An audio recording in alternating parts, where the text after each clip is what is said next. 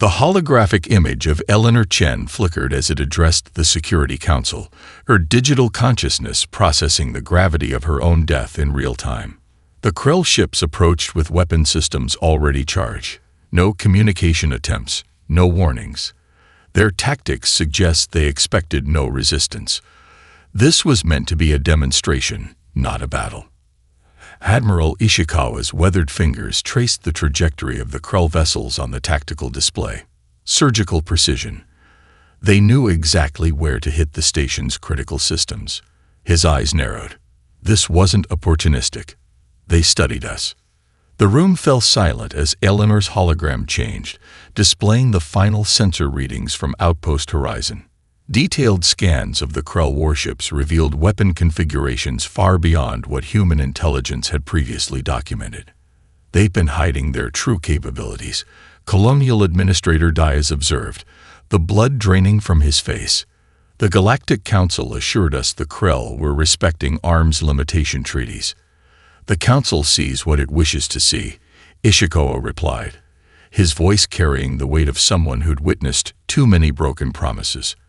And they've never considered humanity worth protecting anyway. Outside the chamber, news of the attack spread across Earth and its colonies. The public reaction surprised the Krell observers monitoring human communications. Instead of panic or calls for appeasement, a cold resolve crystallized across human networks. Civilian vessels volunteered for retrofitting. Retired military personnel reported to bases without being called. Industrial fabricators switched to military production without waiting for government orders. In orbit above Mars, the ancient carrier Redemption, a museum piece from the Unification Wars, was quietly moved from its public berth into a service dock. Engineers who hadn't touched military hardware in decades worked through the night, their expertise returning like muscle memory. The Krell believe our peaceful posture indicates weakness, President Harlow addressed her cabinet in the White House bunker. They've mistaken our restraint for inability. She turned to Defense Secretary Okafor. How quickly can we implement Lazarus Protocol? Okafor's expression remained professional, but those who knew him could see the grim satisfaction in his eyes.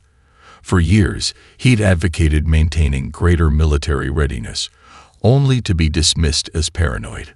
Phase 1 is already underway, Madam President. The dormant shipyards at Ceres and Europa have been reactivated.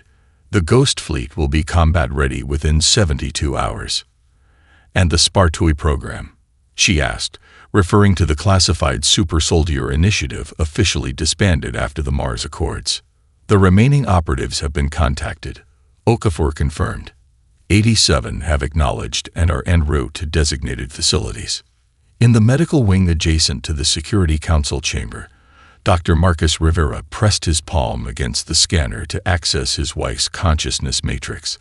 The system recognized him instantly. Eleanor had designated him as her primary contact in the event of neural preservation. "I need your help," he told her digital ghost, his voice breaking despite his determination to remain clinical. "The Krell biochemistry data you transmitted, we're weaponizing it." Eleanor's holographic form studied him, head tilted in the same way she'd always done when analyzing a complex problem. "The protein chains in their visual receptors," she said, her voice perfectly recreated from thousands of recorded conversations. "You're targeting their site." "It's more merciful than what they deserve," Marcus replied, the grief evident beneath his professional demeanor. Eleanor's simulation reached toward him, hand stopping just short of his face, a programmed response to avoid the uncanny disconnect of attempting physical contact. "They expect us to respond with brute force," she said. "They don't understand that human warfare evolved beyond that centuries ago." "No," Marcus agreed, pulling up molecular schematics on his tablet. "They don't understand us at all." In Krell space, Supreme Commander Zexar received the first intelligence reports of human mobilization with dismissive clicks of his mandibles. "A primitive species posturing before inevitable surrender," he told his war council. "Their weapons are generations behind ours.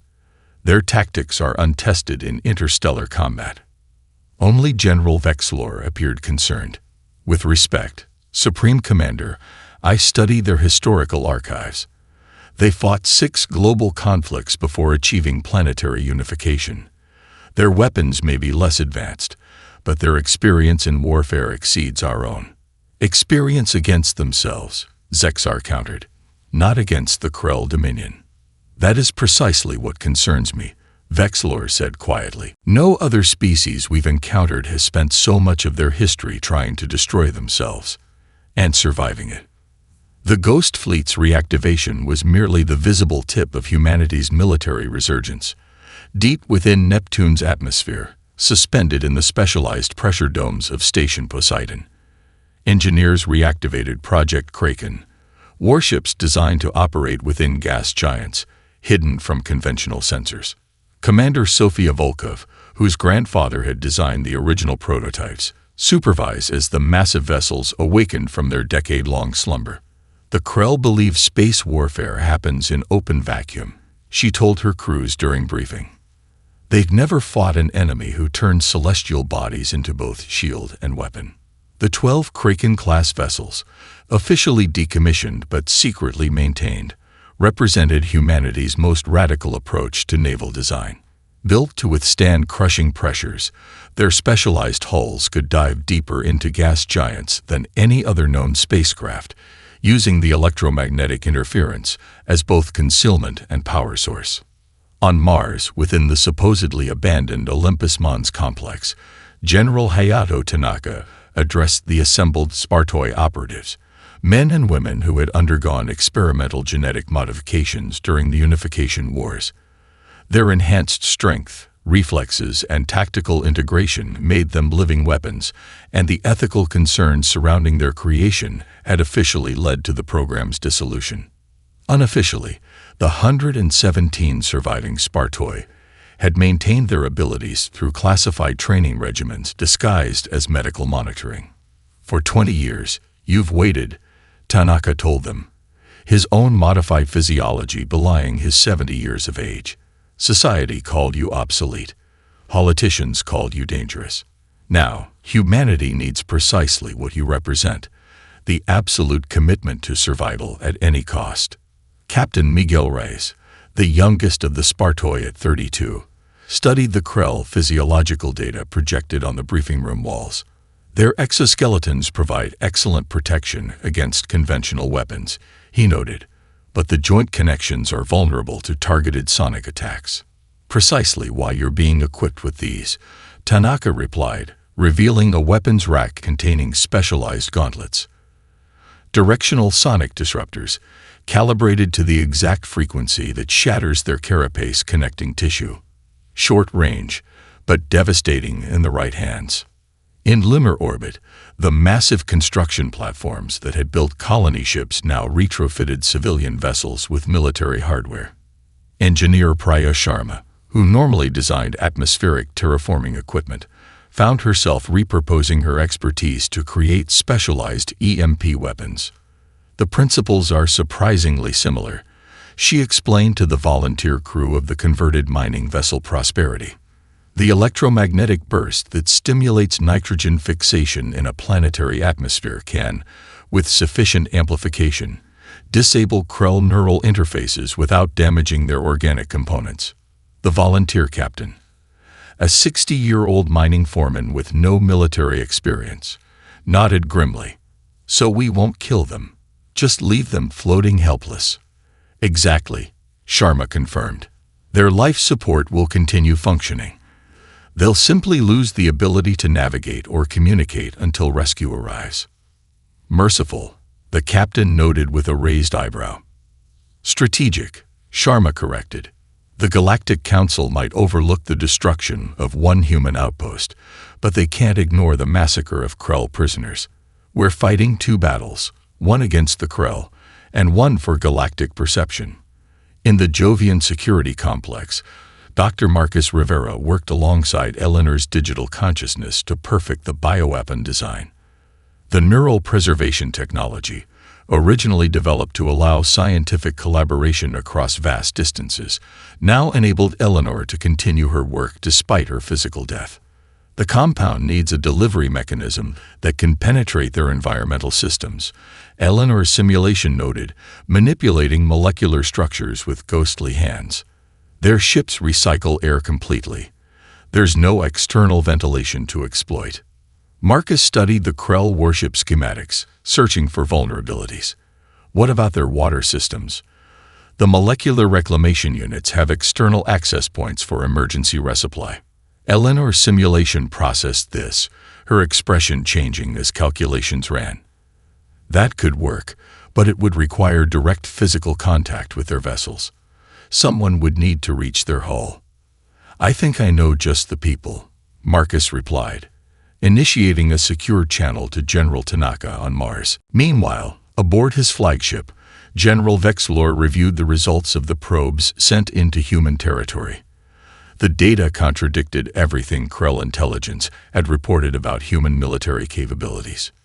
These orbital platforms around Saturn's moons, our records showed them as scientific installations, his intelligence officer noted with concern. Deliberate misdirection, Vexlor concluded. They've been preparing for conflict while maintaining a peaceful facade. He turned to his communications officer. I must speak with the Supreme Commander immediately. We may have significantly underestimated our opponent. The officer's mandibles clicked nervously. Supreme Commander Zexar has ordered all intelligence reports to go through Central Command for review before his personal assessment. He believes contradictory information might be human disinformation. Vexler's carapace darkened with the Krell equivalent of frustration. He sees what he expects to see. That is precisely how wars are lost.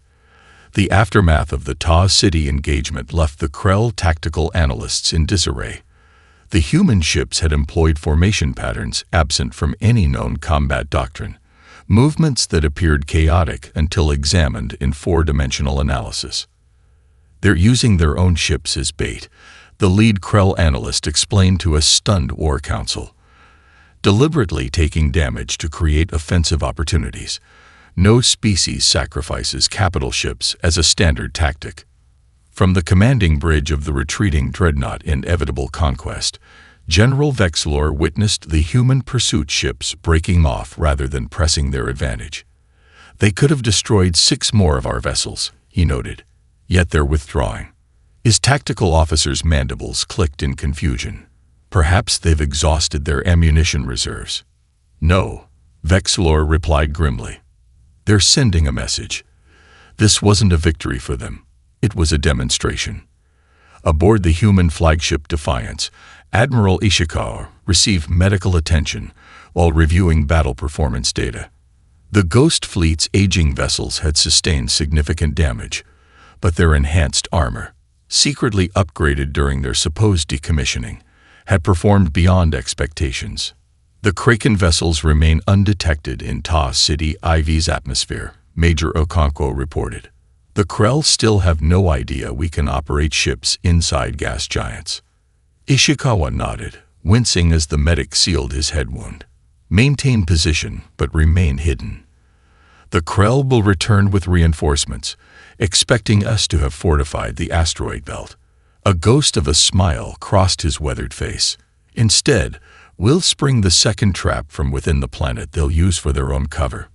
Minor Captain Dia Patel, whose suicide run had disabled the Krell cruiser Righteous Dominion, had ejected seconds before impact.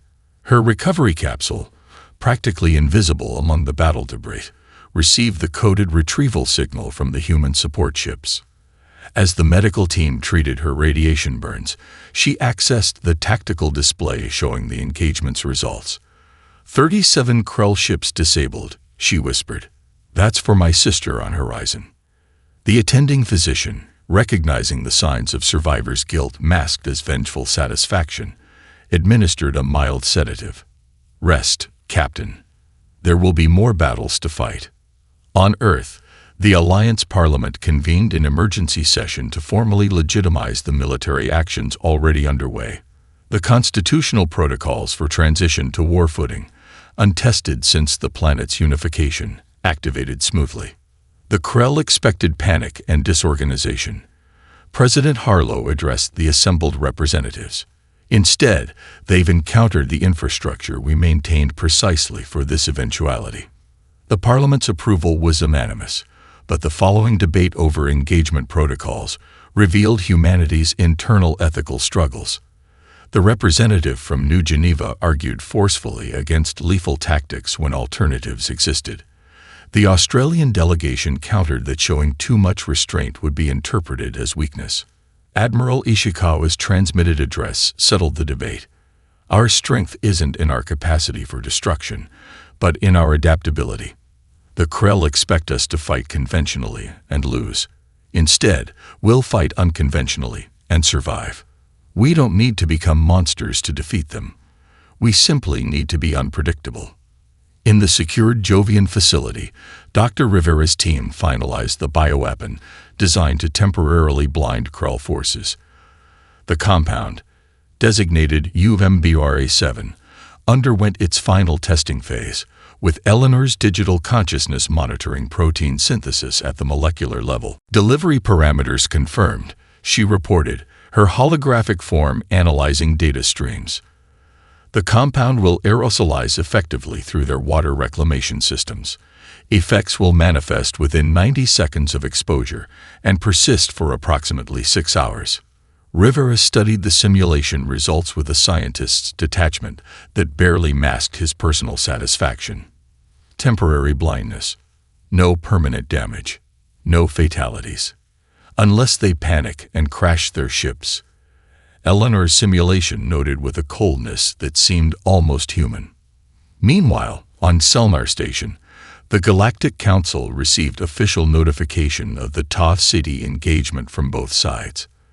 The Krell delegation demanded sanctions against humanity for uncivilized combat tactics, while the human delegation submitted detailed evidence of the unprovoked attack on Outpost Horizon.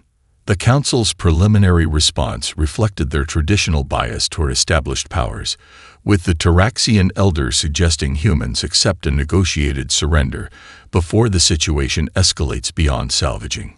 Thomas Chen, representing Earth's diplomatic corps, responded with controlled precision. With respect, Eldest, your concern is misplaced. The situation escalated beyond salvaging the moment Krell forces destroy our research station. We're not here to negotiate surrender terms. We're here to inform the Council that the Krell Dominion has instigated a conflict they are unprepared to conclude. The Galactic Council chamber fell silent. No species had ever addressed the Taraxian Elder with such directness in recorded history. You overestimate your position, the Krell representative hissed. Supreme Commander Zexar has mobilized our central fleet. The outcome is inevitable. On that point, we agree, Chen replied evenly. Though I suspect our definitions of inevitable differ substantially. The Krell delegation's departure from the Galactic Council chamber created diplomatic shockwaves across known space. Species that had observed proceedings from a comfortable distance now faced uncomfortable decisions about alignment. The Vorn Confederacy, historically neutral in galactic conflicts, quietly reached out to human diplomatic channels. Your stance against the Krell is unexpected. Ambassador Shrell of the Vorn communicated through encrypted channels. We've observed their expansion with concern for centuries, yet said nothing as they subjugated 17 species. Thomas Chen replied without accusation, merely stating fact. The ambassador's skin rippled in the Vorn expression of discomfort. We lacked leverage, but now, perhaps an opportunity exists for mutual benefit. The proposal that followed surprised even Chen. Detailed technical specifications for Krell shield harmonics, information the Vorn had gathered over decades of careful observation but never shared. In exchange, they requested only priority trading rights with human colonies once hostilities ended. You're certain the Krell will lose, Chen observed. We've calculated probabilities based on initial engagements, the ambassador replied. The Krell expected conventional warfare. You're fighting asymmetrically. Their doctrine cannot adapt quickly enough. Within hours, similar communications arrived from 5 more previously neutral species, each offering intelligence, resources, or strategic support. The Krell's long history of arrogance had created a network of resentment among the galaxy's less powerful civilizations, entities that now sensed an opportunity in humanity's unexpected resistance. Meanwhile, Supreme Commander Zexar finalized his assault plan for New Terra. The attack would involve 267 vessels, the largest single fleet deployment in Krell military history. This will end the human defiance conclusively, he assured his war council. Our intelligence indicates they've committed 60% of their military assets to New Terra's defense. Once we crush them there, their remaining forces will be insufficient to protect their core worlds. General Vexlor studied the intelligence reports with growing concern. These deployment patterns seem convenient, almost as if they want us to commit our forces to New Terra. Of course they're protecting their largest colony. Zexar dismissed him. Where else would they concentrate their defenses? That's precisely my concern, Vexlor replied. In both previous engagements, the humans have acted contrary to conventional logic. Why would they suddenly behave predictably now? Zexar's mandibles clicked in irritation. Your caution borders on defeatism, General. The plan proceeds as ordered. As the Krell fleet mobilized, human sensors embedded in deep space monitoring stations tracked their movements. In the Jupiter Command Center, Admiral Ishikawa observed the massive formation with grim satisfaction. They've committed even more ships than we anticipated, he noted to his strategic staff. Operation Blackout is authorized. Throughout human space, specialized communications relays activated, connecting the previously compartmentalized military operations. The Ghost Fleet at Tau Ceti, the Kraken vessels hidden within gas giants, the retrofitted civilian ships, and the conventional military forces, all synchronized into a unified command structure for the first time. On Mars, the Spartoi operatives boarded their modified infiltration craft. Each vessel, barely larger than a shuttle, carried a 5-person team and enough UMBRA-7 to affect an entire Krell battle group.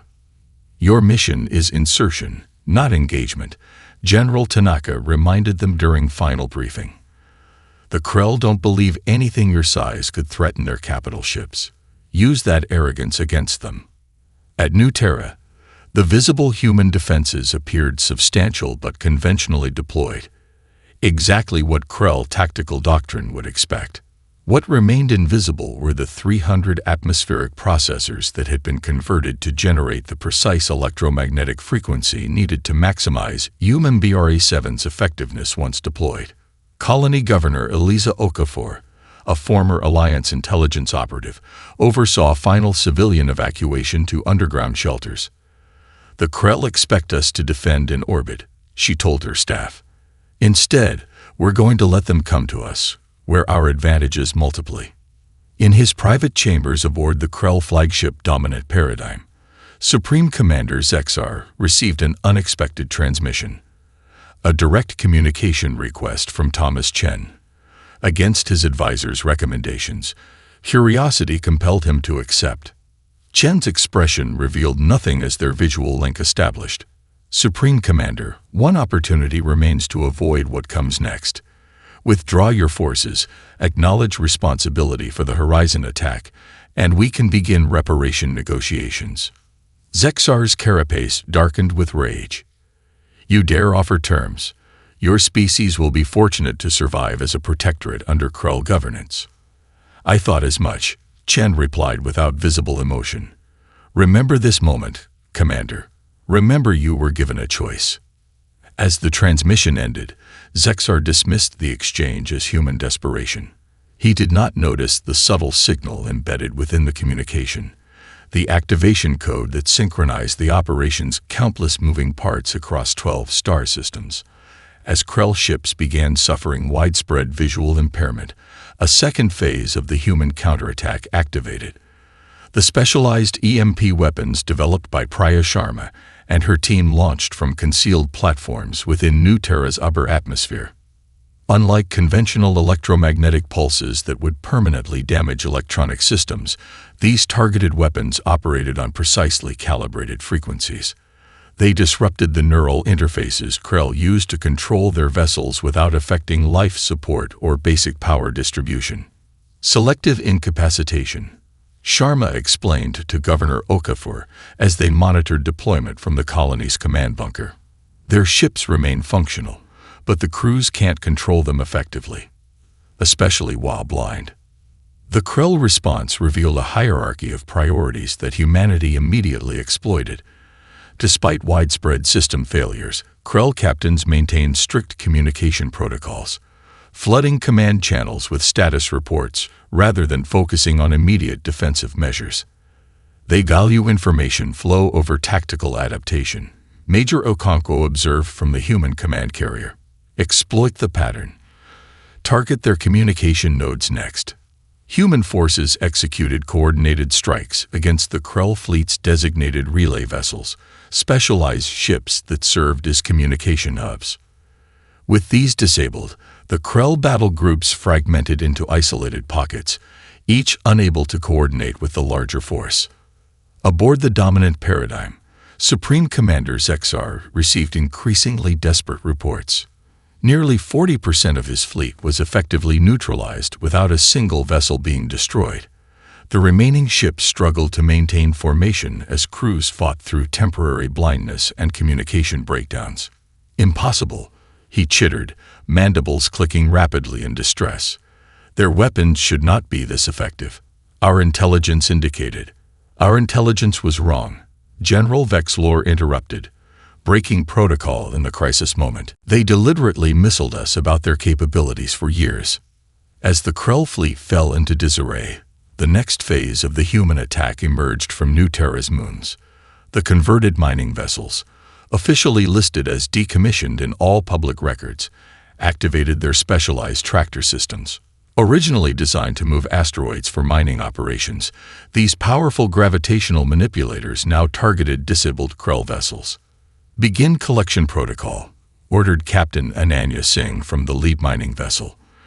Priority targets are their command ships and any vessel showing signs of reestablishing communications. What followed wasn't a battle but a methodical harvesting operation. The mining vessels captured Krell ships in powerful tractor fields, neutralizing their remaining defensive capabilities without causing further damage. Within 7 hours, 183 Krell vessels had been corralled into holding positions around New Terra's outer moon. The remaining Krell ships capable of independent operation retreated in disorganized groups, abandoning their captured comrades in a violation of their own military code that stunned observers across the galaxy. From the Galactic Council observation post, representatives from 17 species watched in shocked silence as humanity systematically dismantled the most powerful military force in known space without destroying a single enemy vessel. This is not warfare as we understand it, the Taraxian elder commented, ancient eyes wide with something approaching fear. They're treating warships like specimens. Governor Okafor's transmission to the captured Krell vessels was broadcast on all frequencies, automatically translated into the chemical scent language of the Krell. Your crews will remain unharmed. Medical assistance is available for any injured. Food and water compatible with Krell biology will be provided. You are being detained, not executed. On Earth, the Alliance Parliament debated the disposition of prisoners. The representative from New Cambridge argued for leveraging them as bargaining chips. The Japanese delegate countered that treating prisoners humanely would send a more powerful message about human values. President Harlow's deciding statement reflected the emerging consensus. We will demonstrate to the galaxy that humans fight when necessary, but we do not abandon principles of dignity even for those who showed us none. The Krell expected barbarians. They will instead encounter civilization at its best. In a secure channel to his war council, Supreme Commander Zexar issued orders that would horrify even his own people if made public. Any vessel captured by humans is considered contaminated. Any crew successfully returned from human custody will be executed as compromised. There will be no negotiation for prisoners. The Krell intelligence officer recording this directive experienced the first instance of what would later be termed loyalty fracture. a direct contradiction between Krell hierarchical obedience and deeper ethical principles. After transmission, she quietly copied the commander's orders and transmitted them through hidden channels to the Galactic Council.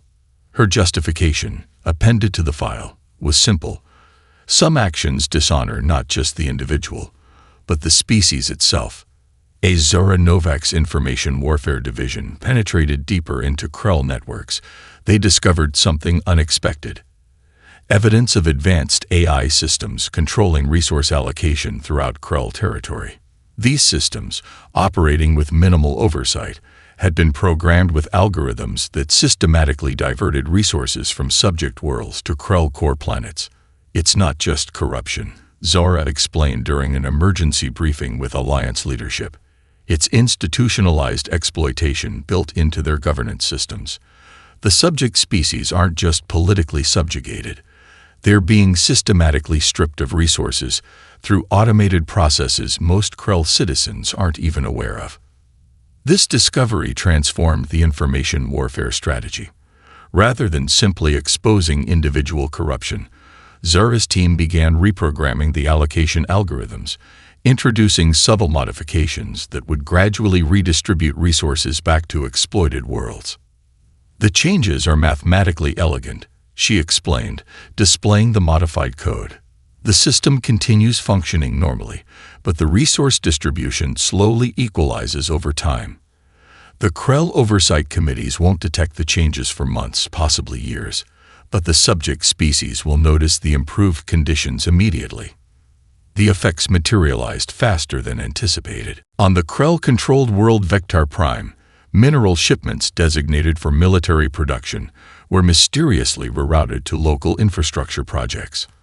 On Nithar, food production facilities suddenly received priority energy allocation, ending years of carefully engineered scarcity. When confused local Krell governors investigated, they found all systems operating according to authorized protocols. The underlying algorithmic changes remained invisible to standard auditing procedures. Director of Intelligence Keiko Yamamoto recognized the strategic brilliance. This isn't just sabotage, it's fundamental restructuring of their empire from within. We're not just winning battles, we're rewriting their civilization's operating system. Meanwhile, Eleanor Chen's digital consciousness pioneered unprecedented applications of her neural preservation technology. Working with specialized AI systems, she developed what her team called cultural interface protocols, translation algorithms that went beyond basic language conversion to include cultural context, emotional subtext, and historical reference frames. Mutual comprehension has always been the greatest barrier between species, Eleanor's simulation explained to Alliance diplomats. Our translation protocols have focused on literal meaning while missing the cultural frameworks that give those words significance. The new system allowed human negotiators to understand not just what the Krell and other species said, but the complex cultural contexts that informed their positions. When deployed in diplomatic channels with neutral species, the results were immediate and dramatic. The Vorn Confederacy, previously cautious in their support, shifted to open alliance after the first diplomatic exchange using the new protocols. For the first time, their ambassador confided to Thomas Chen, "We feel genuinely understood by another species. Your negotiators grasped implications it would take most diplomats decades to recognize." On the occupied Krell subject world Tyrillian, human information specialists identified the planet's communication network as particularly vulnerable. Instead of simply disrupting it, they executed a more sophisticated operation, gradually integrating human media content, translated and culturally adapted for Tyrillian psychology. The entertainment programs, educational materials, and news content spread virally through Tyrillian society, carrying embedded messages of self-determination and mutual respect between species. Within weeks, public gatherings began incorporating human concepts of representative governance, adapted to Tyrillian social structures. When the local Krell governor attempted to suppress these gatherings, he encountered passive resistance techniques directly inspired by human historical examples, techniques the Krell had no doctrinal response to. The most devastating information weapon deployed against the Krell came not from sophisticated hacking, but from a simple transmission broadcast to their captured vessels at New Terra. The message contained only two components: Supreme Commander Zexar's order to abandon captured crews, and the contrasting human protocols ensuring proper treatment of prisoners. The psychological impact on captured Krell was profound. Their entire military ethos centered on absolute loyalty to hierarchy in exchange for the hierarchy's absolute commitment to its warriors. Zexar's willing abandonment of thousands of soldiers shattered this fundamental covenant. Captain Dr. Aisha Mbeki, the xenopsychologist overseeing prisoner welfare, documented the first instances of what she termed loyalty transference.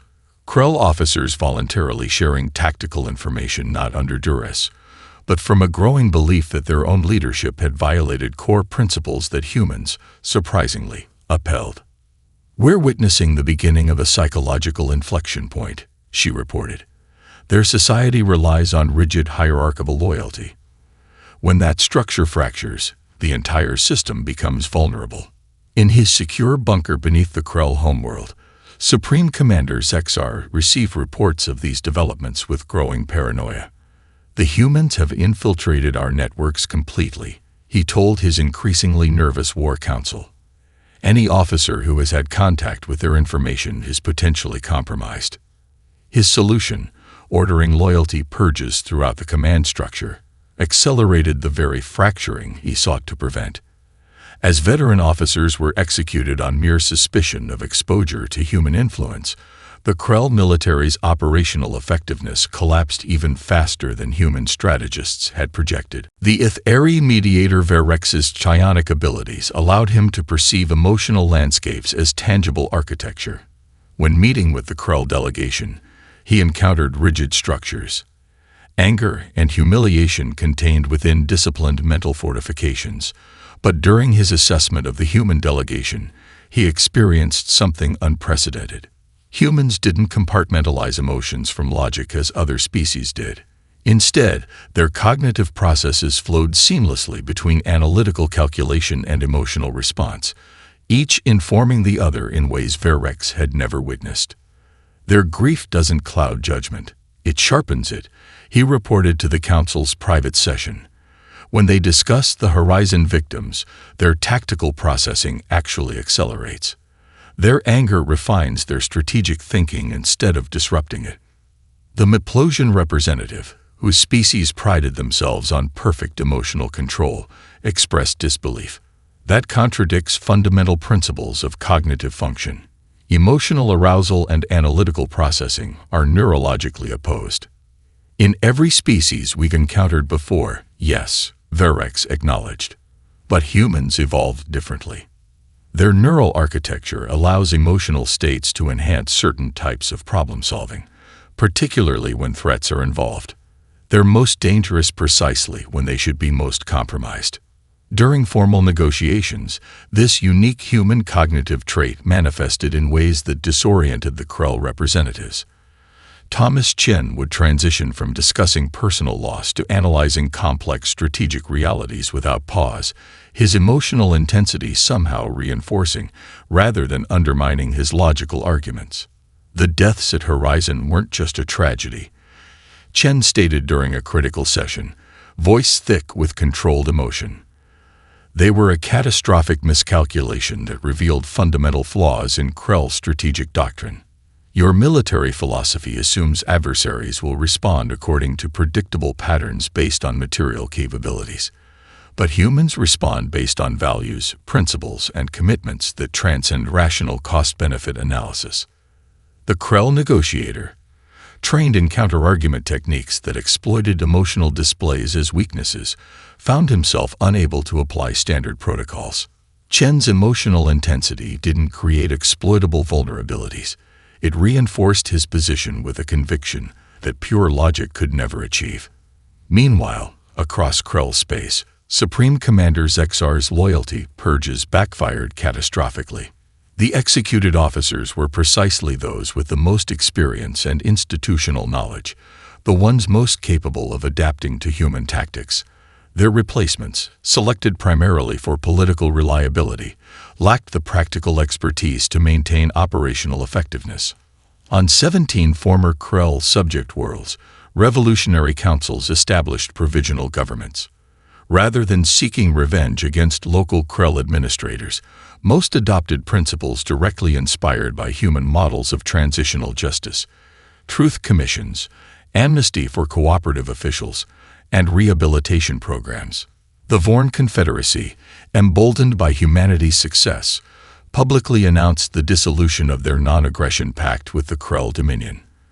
5 other previously neutral powers followed within days, creating a diplomatic cascade that isolated the Krell more effectively than any military blockade could have achieved.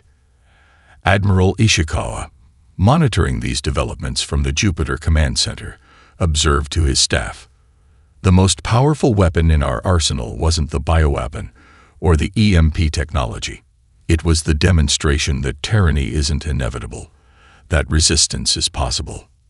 In the Jovian Medical Facility, where Dr. Marcus Rivera continued refining applications of UMBRA7, Eleanor's digital consciousness made an unexpected request during their daily consultation.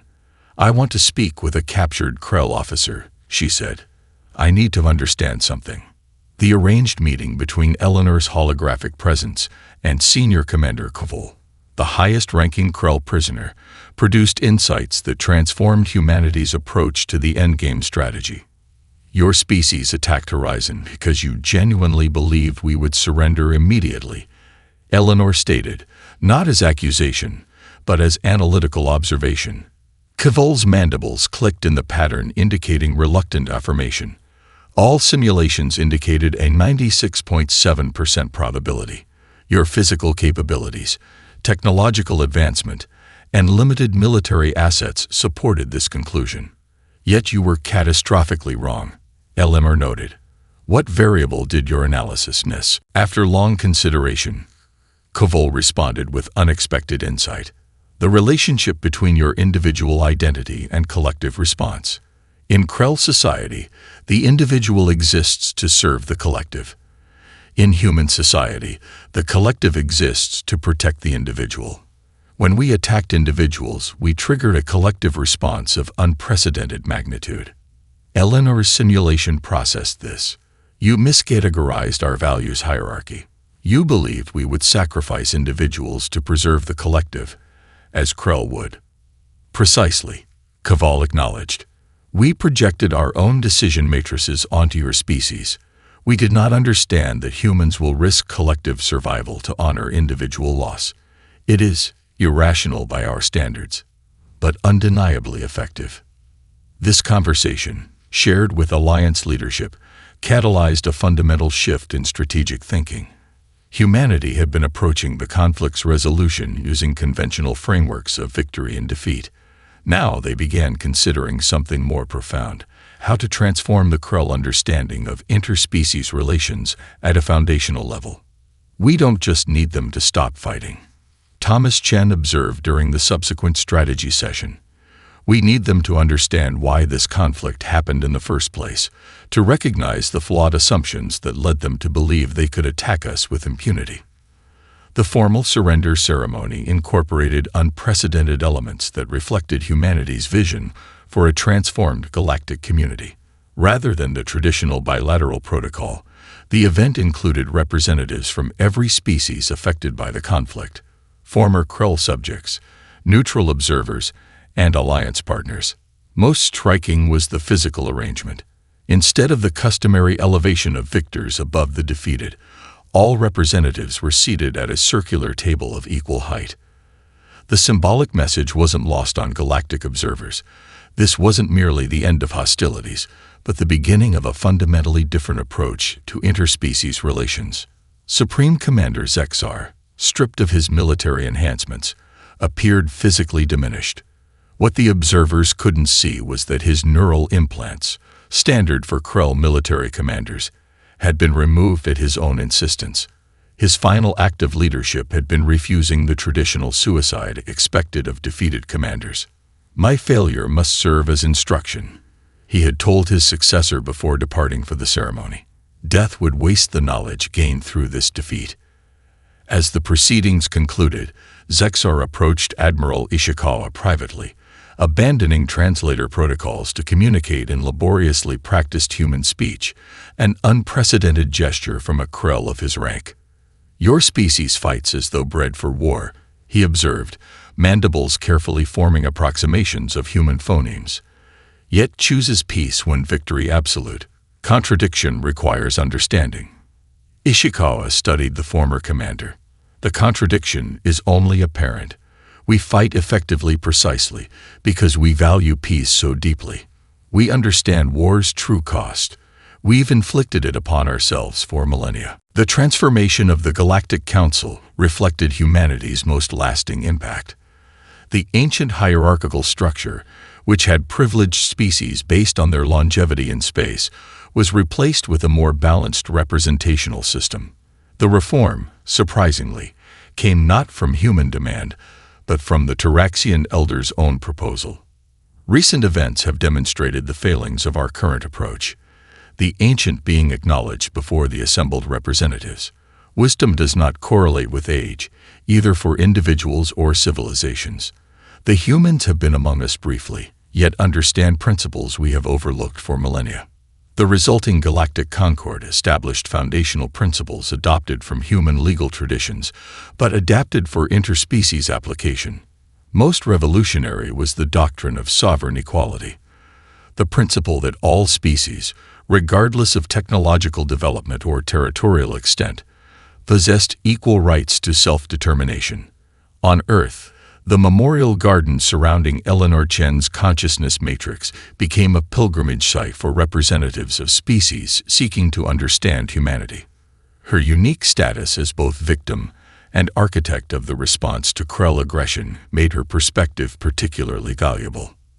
A young Nitharian diplomat, from a species newly liberated from Krell control, asked her the question most frequently posed: how do humans achieve such unity of purpose during the conflict?